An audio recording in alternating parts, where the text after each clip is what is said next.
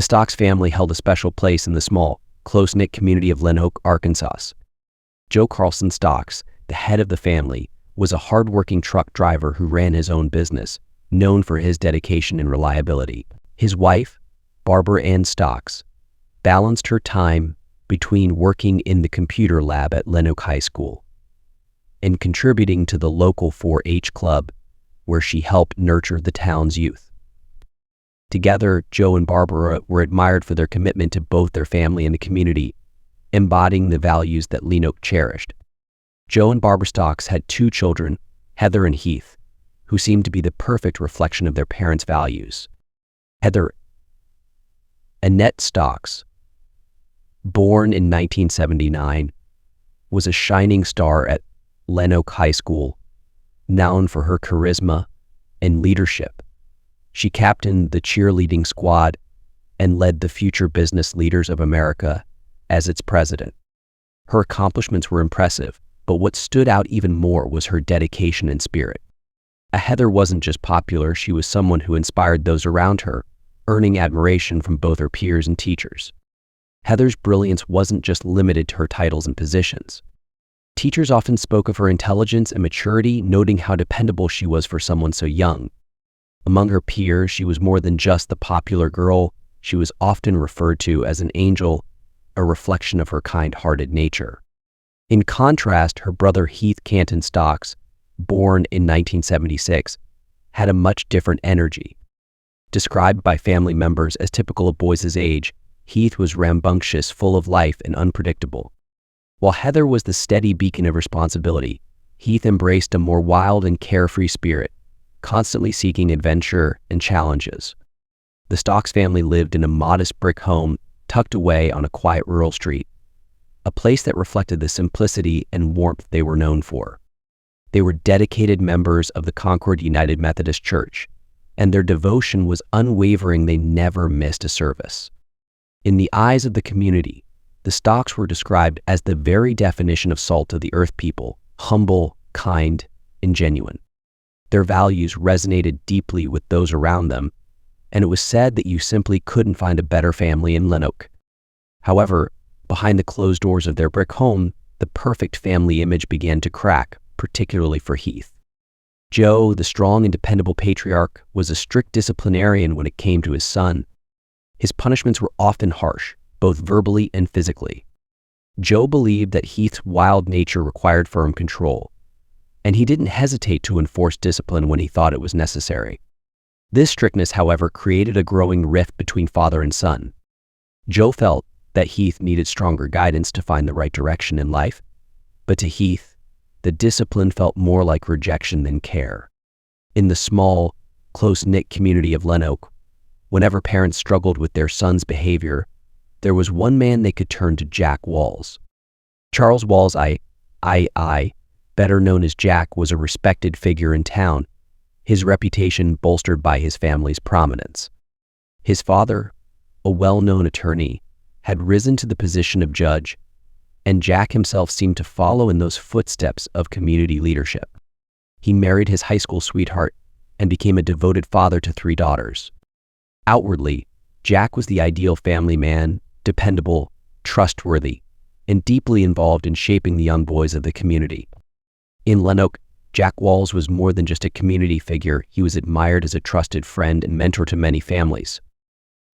As the Boy Scout leader of Troop 103, Jack took on the role of shaping young minds, helping boys in the community develop critical life skills and survival techniques.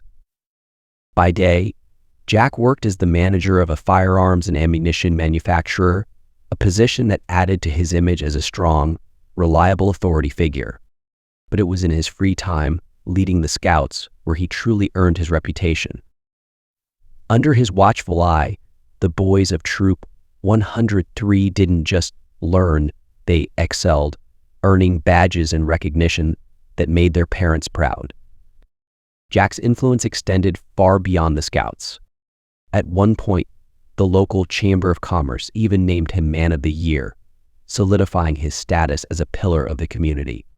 Parents trusted him implicitly, viewing him as the answer to the difficult task of raising their teenage sons. In Jack, they saw a mentor who could transform unruly boys into disciplined young men. Heath, full of potential but struggling with his own issues at home, quickly caught Jack's attention. By the time Heath turned 10, he became one of Jack's favored scouts, and soon he was invited into a special, secret group known as the Order of the Arrow, a privilege few boys knew about. What the parents didn't know was that this Order of the Arrow was not just an elite group for promising scouts, it was a dark and twisted world that Jack had carefully constructed. Beneath the surface of his well-polished public image, Jack was far from the outstanding citizen everyone believed him to be. In truth, he was a predator, using his position of trust to prey on vulnerable boys, particularly those from troubled homes. For decades, Jack had perfected the art of manipulation, ensnaring these boys by offering them the fatherly guidance and attention they so desperately craved, only to subject them to his horrifying extracurricular activities. To the boys in Troop 103, Jack Walsh was more than just a scout leader, he was their world. He had successfully manipulated them into believing that they needed him, that he was the one person who truly understood them. Because of this emotional grip, none of the boys ever dared to speak about what was happening within the Order of the Arrow. They were bound by fear, loyalty, and a twisted sense of gratitude. Heath was no different. From a young age, Jack had taken a special interest in him, exploiting the already fragile relationship Heath had with his father. Where Joe's discipline had created distance, Jack stepped in, becoming the guiding figure Heath thought he needed. Desperate for approval, Heath followed Jack's every command, no matter how disturbing, to remain in his good graces. According to Doug's chilling account, the situation escalated when Jack attempted to unbuckle his belt, crossing a line from inappropriate conversation to physical assault. Doug, alarmed and scared, immediately told Jack to stop. Though Jack was persistent, Doug's refusal eventually forced him to back off. Terrified, Doug got up and woke his friends, who had been asleep in their tents, urging them to leave with him. But Jack, always one step ahead, wasn't ready to let them go. He confiscated their car keys, trapping them at the campsite for the night. It wasn't until the following morning that Jack, in a calculated move to maintain control, calmly returned the keys, and the boys made their way home.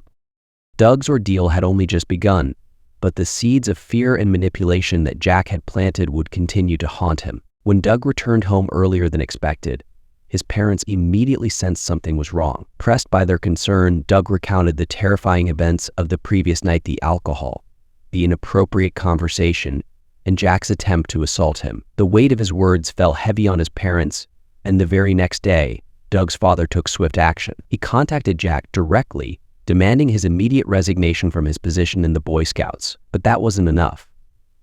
Doug's father also filed an official report with the Department of Human Services Child Abuse Hotline, as well as with the Lenoak County Sheriff's Department, setting off the first formal investigation into Jack's behavior. What started as a father's protective instinct would soon expose the dark underbelly of Jack Wall's carefully crafted life.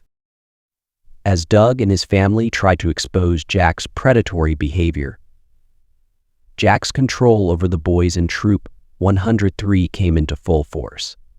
Rather than face the allegations, Jack used the boys he had manipulated and groomed over the years to protect him. The Hogan family, who bravely stepped forward to tell the truth, suddenly became the targets of relentless harassment. Their home and property were vandalized, and they were stalked by the very boys Jack had sworn to lead and protect. Heath, deeply entrenched in Jack's web of manipulation, became one of the most willing participants in this campaign of intimidation. Under Jack's twisted guidance, the Order of the Arrow wasn't just a group of scouts. It had become Jack's personal army, willing to go to any lengths to defend the man they saw as their mentor, even if it meant terrorizing the innocent. Beyond the rewards and privileges Jack offered, his control over the boys was also maintained through fear. Many of the boys later revealed that Jack had not only lured them in with promises of acceptance and mentorship, but had also threatened them with violence if they ever defied him. In some instances, Jack's cruelty took on a terrifyingly physical form. He would make the boys dig shallow graves in remote areas during campouts, only to tell them that if they ever disobeyed him or spoke out, those graves would be their final resting place. These sinister tactics ensured the boys' silence, binding them to Jack with a mix of fear, loyalty, and desperation. In January of 1993, Doug's harrowing experience with Jack Walls reached the ears of Jeffrey Herman, a senior executive with the Boy Scout Council. Realizing the seriousness of the allegations, Herman took swift administrative action, sending a formal letter to Jack. This letter effectively severed the long-standing relationship between Jack Walls and the Boy Scouts of America, cutting him off from the organization he had used as a shield for his predatory actions. Meanwhile, the Boy Scouts themselves reported the incident to the Department of Human Services on 3 separate occasions, signaling the growing awareness of Jack's dangerous behavior. Yet, despite these reports and the growing body of evidence, it seemed that Jack's influence still managed to cast a shadow over the investigation. By June of 1993, the Arkansas State Police became formally involved in Doug Hogan's case, but the outcome was far from what the Hogan family had hoped for. Despite the severity of Doug's allegations, the case was downgraded to false imprisonment instead of the sexual assault Doug had described.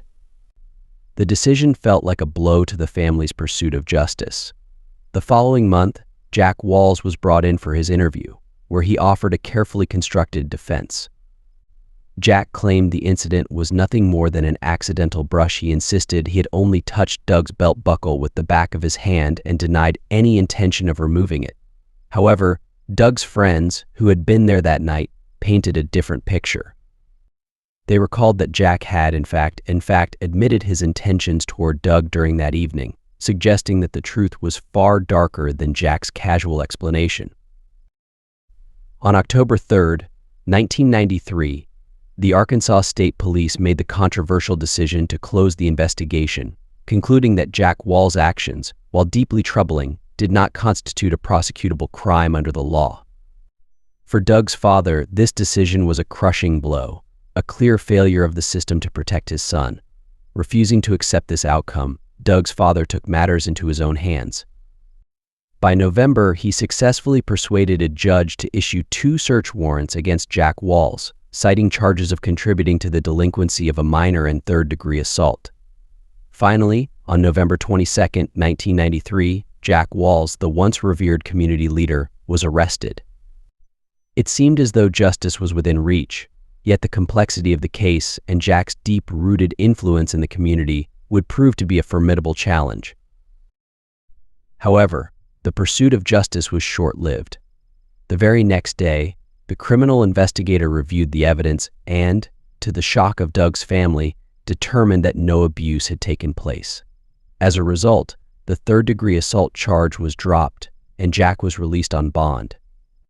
Despite the growing suspicions around him, Jack's trial was set for April 8, 1994. When the trial day arrived, it was clear that Jack still had strong allies within the community. His 3-hour trial featured a parade of character witnesses, respected community members, a former state representative, and even some of the very Boy Scouts who had been present on the night in question. These testimonies painted Jack as a dedicated leader and upstanding citizen, reinforcing his crafted image while casting doubt on the accusations against him. By the end of the trial, the verdict came as a devastating blow to the Hogan family and others who had begun to suspect Jack's true nature. The court determined that Jack Walls was innocent of all charges, and he walked free, his reputation largely intact. To the community, Jack was still the trusted scout leader, the man who shaped their sons into responsible young men. Support for him remained strong, and in the eyes of many, the accusations against him were nothing more than a misunderstanding. This blind loyalty would allow Jack to continue his reign of abuse for years to come. Meanwhile, Heath Stocks, one of Jack's closest students, graduated from high school and left for college, but the psychological grip Jack had on him remained as strong as ever. Even with Heath away at college, the toxic bond between him and Jack Walls didn't break. In fact, it remained as strong as ever. For Heath, the emotional manipulation ran so deep that Jack was the only person who seemed to care about him.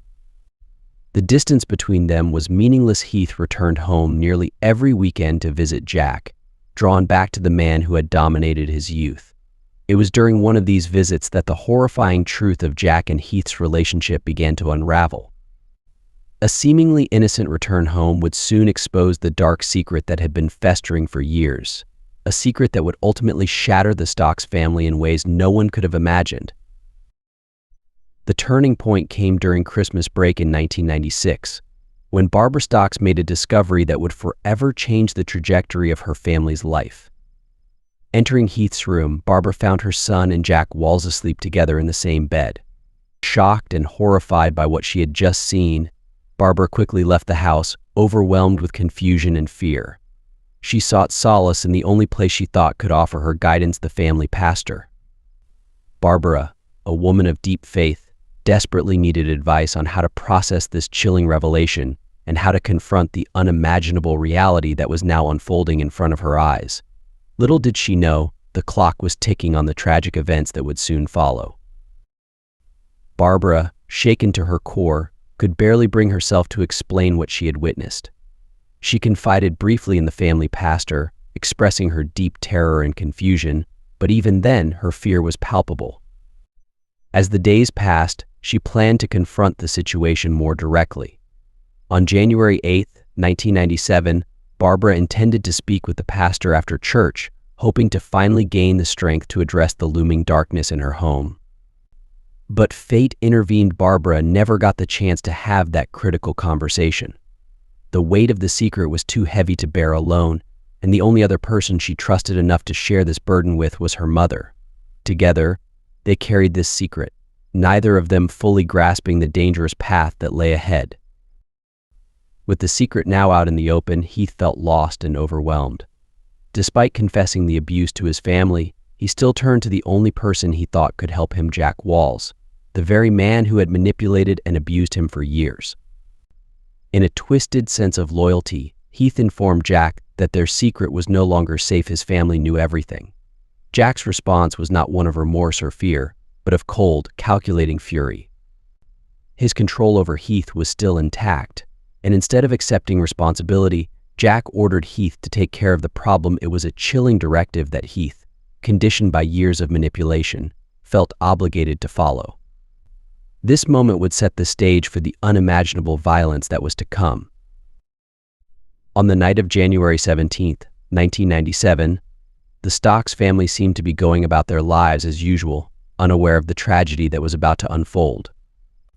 Joe, Barbara, and their daughter, Heather, left their home to attend a basketball game at the local high school, a routine event in their small, close-knit town. After the game, Heather decided to join some friends at a nearby restaurant, while Joe and Barbara paid a visit to one of their friends' homes.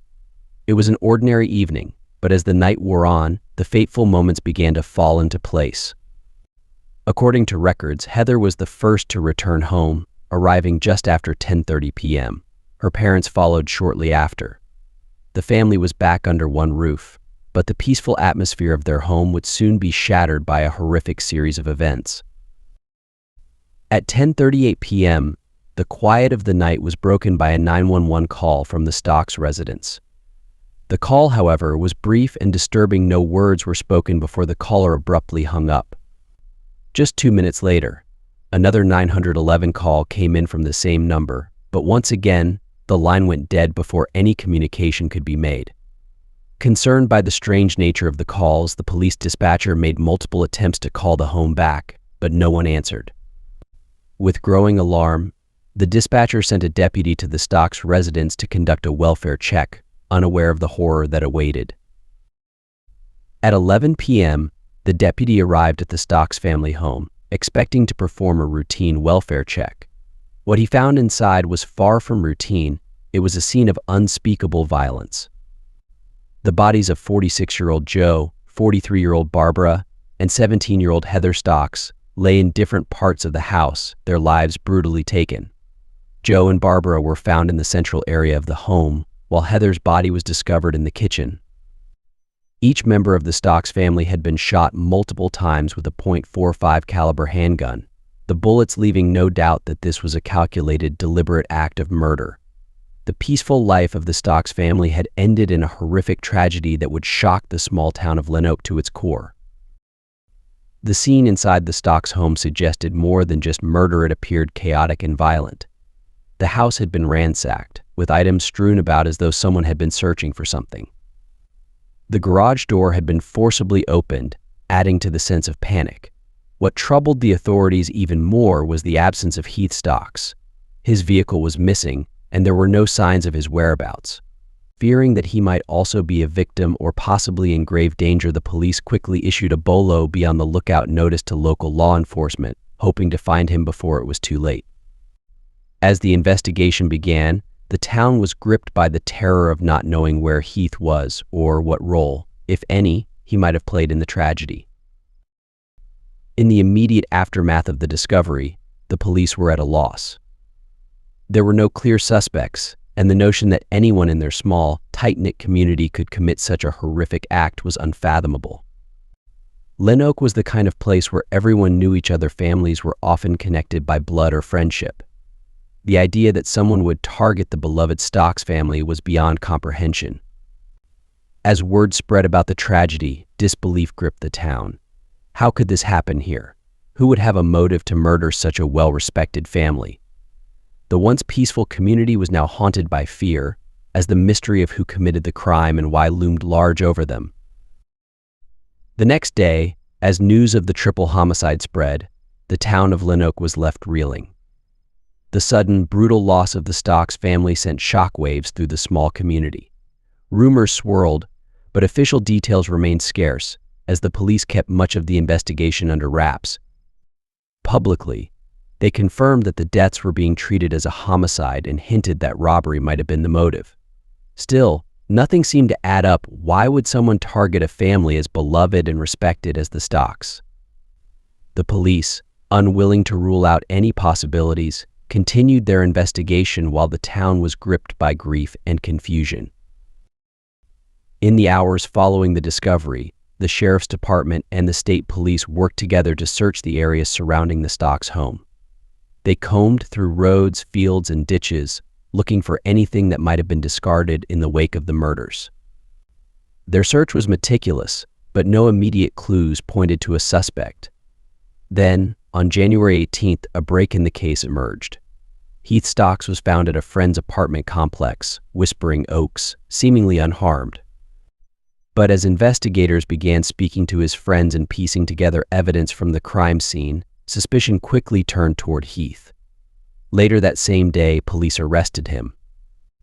It took only a few hours of interrogation before Heath shockingly confessed he was the one who had murdered his entire family. The details of the crime began to slowly surface, though the exact timeline remained murky at first. According to Heath's confession, he had returned to his family's home that fateful night with one purpose in mind: robbery.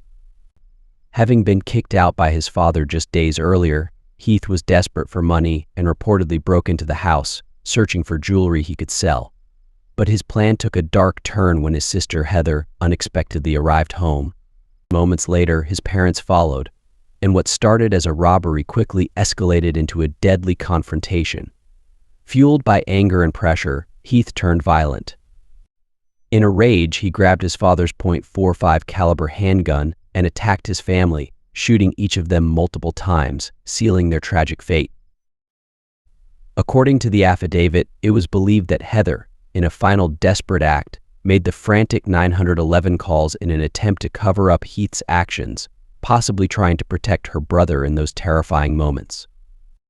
During his confession, Heath also provided the police with crucial information: the location of the gun and other items he had stolen from the house. True to his word, the next day, divers from the police department located the murder weapon, a .45 caliber handgun discarded in the waters of the Ouichita River near Ocagofia.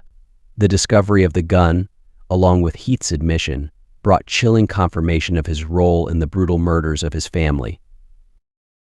As the investigation continued, more details about Heath's troubled life emerged. According to one of his close friends, Heath had dropped out of Henderson State University, a decision that only worsened the already strained relationship with his father, Joe. Family and friends confirmed what many had suspected for years: the relationship between father and son was volatile, filled with tension and unresolved conflict. Joe, a strict disciplinarian, and Heath, rebellious and lost, often clashed. Their home, as one family member described it, felt like it was filled with volatile vapor, with the smallest spark capable of igniting a full-blown confrontation. This growing tension between father and son may have been one of the key factors that led to the tragic events that unfolded. Despite the tension between Heath and his father, his relationship with his sister Heather was much closer. Heath often spoke about how proud he was of Heather, admiring her achievements and her role in the family. He also shared a generally good relationship with his mother, Barbara, who was often seen as a stabilizing force within the household. Before everything unraveled, Heath had grand plans for his future. He intended to enlist in the Army with hopes of joining the Special Forces. But those ambitions began to fall apart in October, when he was arrested for driving under the influence DUI. The arrest marked a turning point in Heath's downward spiral, as he withdrew from school and lost sight of the path he had once envisioned, further isolating himself and deepening the family rift.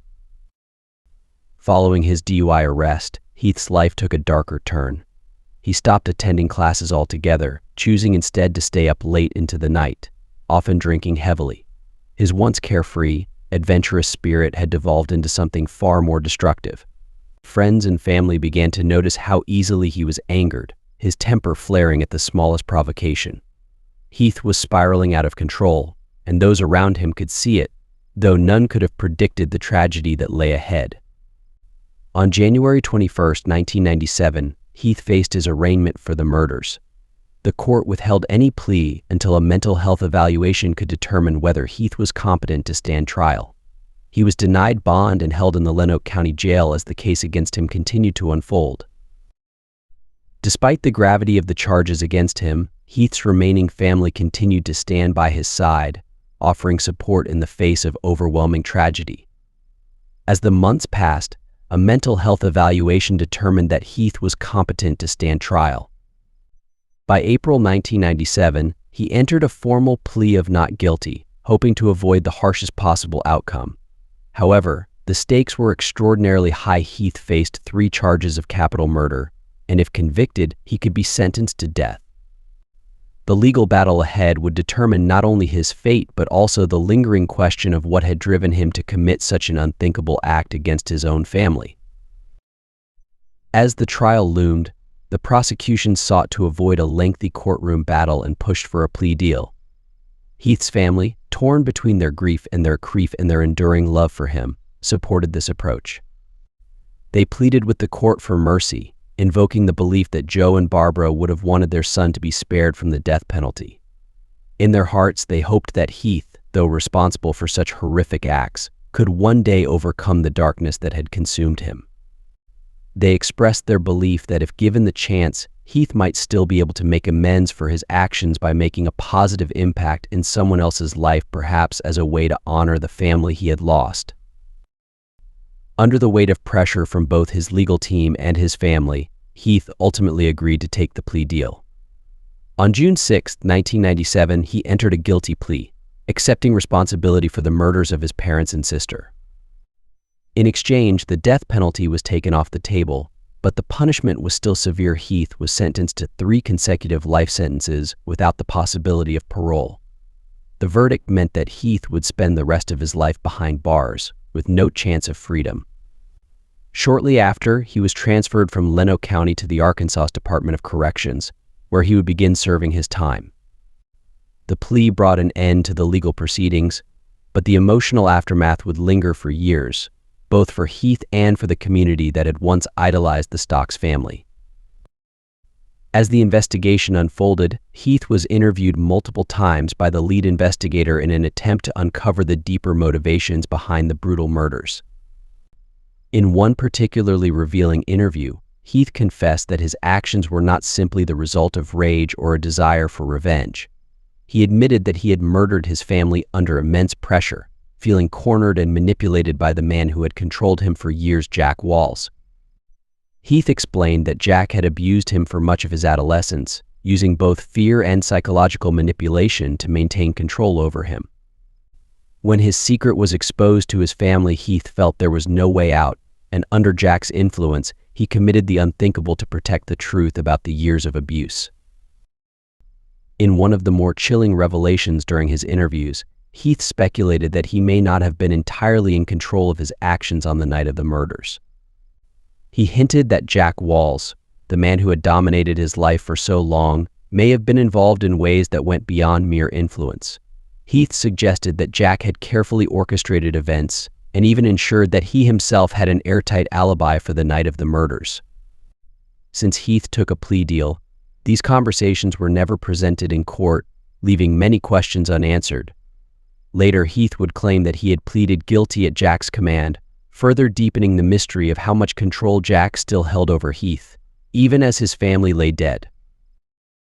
For years, the abuse that Jack Walls inflicted on Heath and countless others remained hidden, even as Heath began serving his life sentences. It wasn't until later in 1997 that the full extent of Jack's horrific actions came to light, and his reign of terror finally ended. The breakthrough came from an unexpected source: Jack's own nephew, Wade Knox. After enduring years of abuse himself, Wade reached a breaking point. In a desperate act of courage, Wade held Jack at gunpoint, forcing him to confess to their parents. What Jack revealed was far more horrifying than anyone could have imagined. He admitted to not only abusing Wade and his brother, but also countless other Boy Scouts, including Heath Stocks. This confession would finally expose the true monster lurking behind the mask of respectability that Jack had worn for decades. At first, Jack's parents were paralyzed by the shock of his confession. Unsure of how to process the horrific truth, they even considered allowing Jack to quietly admit himself into a psychiatric clinic, hoping to avoid public scandal and spare his wife and children from the inevitable fallout. But Wade's bravery had already set a chain of events in motion that could not be stopped. His courage in confronting Jack emboldened others, and soon, more victims began to step forward. One by one, they shared their heartbreaking stories, revealing years of abuse, manipulation, and trauma at the hands of Jack Walls. The scale of his predatory behavior was far worse than anyone had initially suspected, and the community that had once revered him was now forced to reckon with the darkness that had festered for decades. As more victims gathered the courage to speak out, it became clear to Jack's parents that far more needed to be done than simply sending him to a clinic.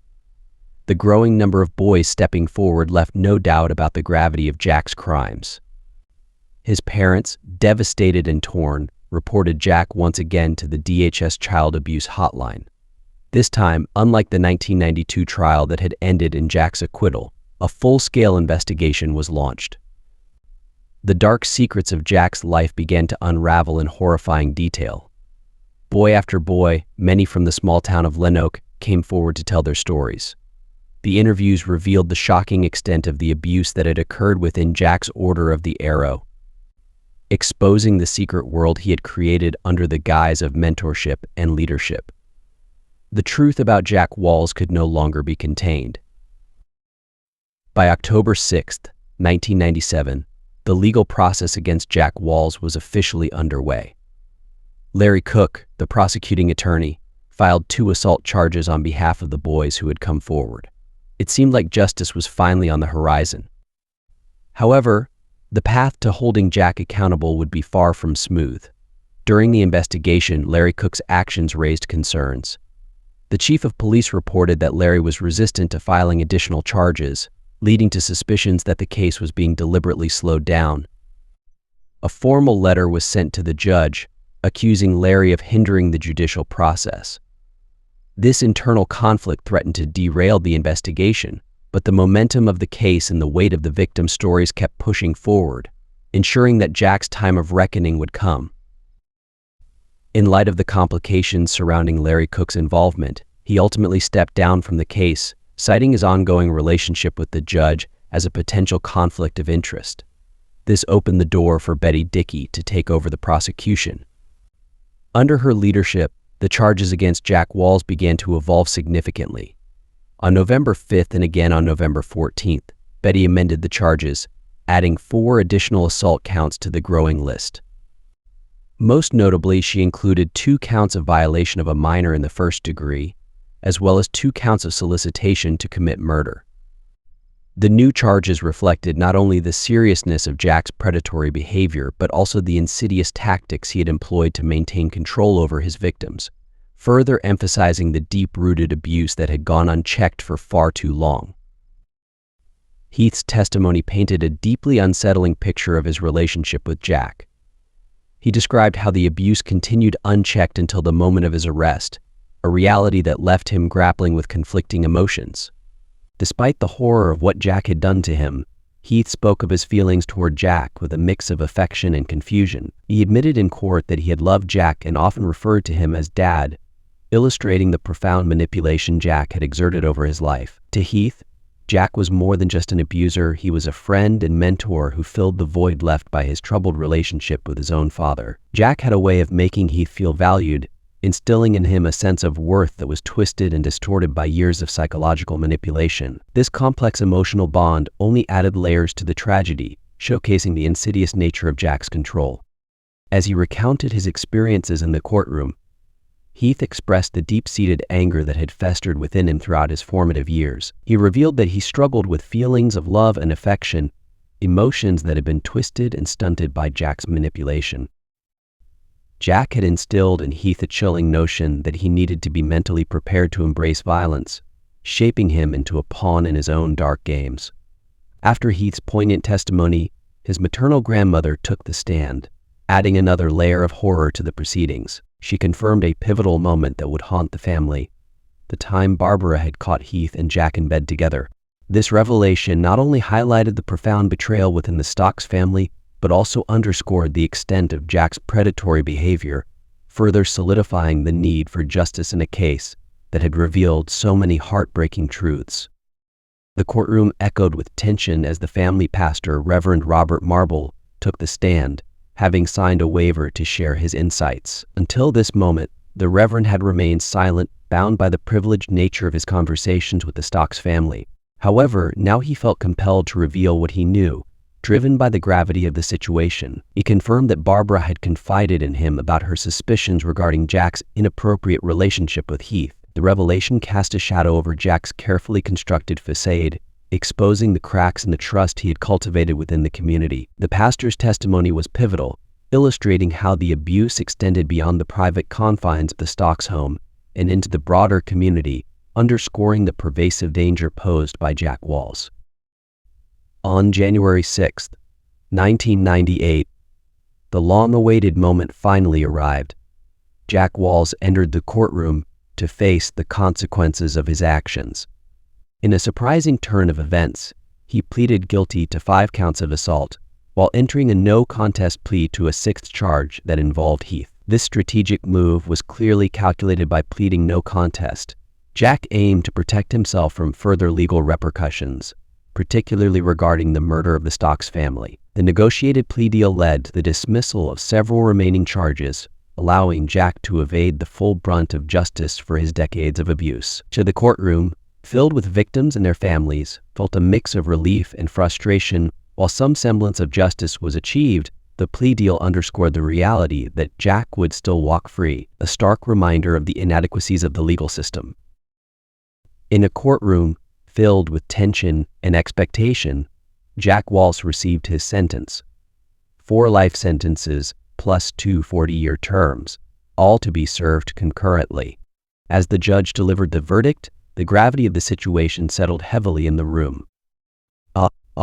Judge Henshaw's sentencing statement resonated deeply, piercing through the silence. He declared, "I do not have to believe Heath Stocks' testimony." Yet, in that moment, he poignantly reflected on the twisted reality of Jack's influence over Heath.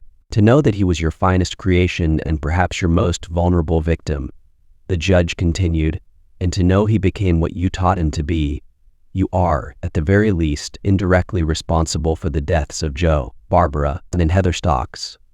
The words hung in the air, acknowledging the profound and tragic impact of Jack's actions not only on his victims but also on the boy he had groomed into a murderer. Following the sentencing, Jack's defense team quickly filed an appeal, arguing that Judge Henshaw's comments were biased and prejudiced against him. To the dismay of many, the Supreme Court ultimately ruled in Jack's favor, allowing him to escape the full weight of public accountability. Despite the legal setbacks for his victims, the haunting reality remained.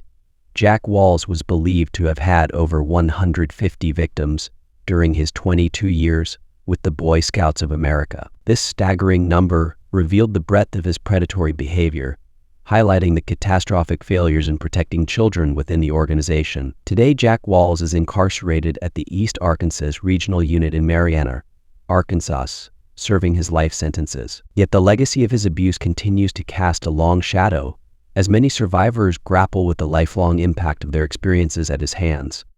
So in the aftermath of Jack's conviction, a wave of advocacy emerged on behalf of Heath Stocks. Many individuals, including family members and supporters, began calling for a pardon or the possibility of parole, arguing that Heath had been a victim of Jack's manipulation and abuse. There was a growing sentiment that Heath didn't act alone in the tragic events that unfolded that night.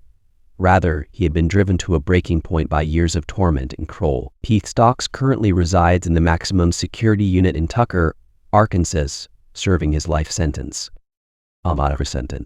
Through his attorney, he formally requested a reduced sentence from the governor, emphasizing the psychological trauma he endured at the hands of Jack Walls. The plea sought recognition for the profound impact of the abuse on Heath's actions, reflecting a growing awareness of the complexities surrounding victims of abuse and their subsequent choices.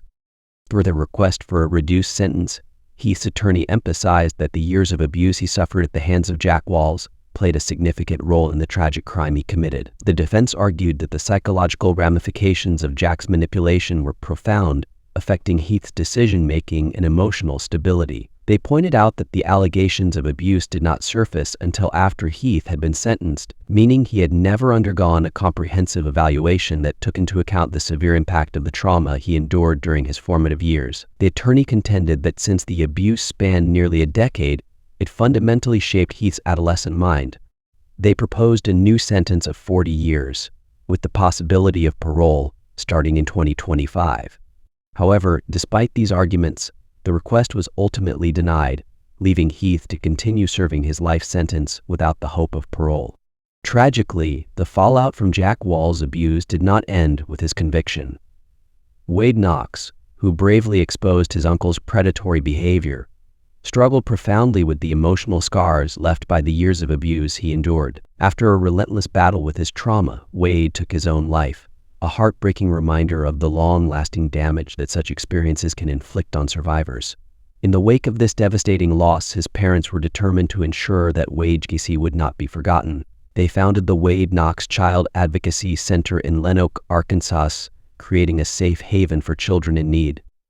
This center serves as a vital resource for victims of abuse, offering support, counseling, and advocacy to help children heal and reclaim their lives. The center stands as a testament to Wade's courage and a beacon of hope for others who have suffered in silence, aiming to break the cycle of abuse and provide a nurturing environment for the vulnerable. The community of Lenoak came together to honor the memory of Joe, Barbara, and Heather Stocks in a heartfelt memorial service held at Lenoak High School. The event was a poignant opportunity for friends, family, and neighbors to come together and mourn the tragic loss of a family that had been a cornerstone of their community. Grief hung heavy in the air as stories were shared and tears were shed, reflecting the profound impact the Stocks family had on the lives of so many. In addition to the public service, a private ceremony was held at Concord United Methodist Church, allowing close friends and family to say their final goodbyes in a more intimate setting. The Stocks family was laid to rest together in the Concord Cemetery in Lenoak, Arkansas, a final resting place that would allow them to remain connected in death, just as they had been in life. Their legacy, marked by love and tragedy, would linger in the hearts of those who knew them, forever reminding the community of the fragility of life. As the documentary comes to a close, a heartfelt message resonates with viewers. Hi friends. If you've made it this far, thank you for watching and engaging with this poignant story. The narrator expresses a genuine interest in hearing viewers' thoughts and encourages them to leave comments below to foster discussion about the complex and tragic events surrounding the Stocks family case. If you found this documentary informative, they urge, please give it a thumbs up to help us continue bringing these important stories to light. The narrator emphasizes the importance of community and connection, inviting viewers to subscribe for more content. We would love to have you join us under the True Crime Documentary. A symbol of strength and resilience, they say, expressing gratitude for the audience's support and kindness. With a sincere wish for the best week ahead for all, They remind everyone to stay safe and look forward to the next episode. Closing the chapter on a heartbreaking but crucial narrative that sheds light on the long-lasting effects of trauma and the importance of justice.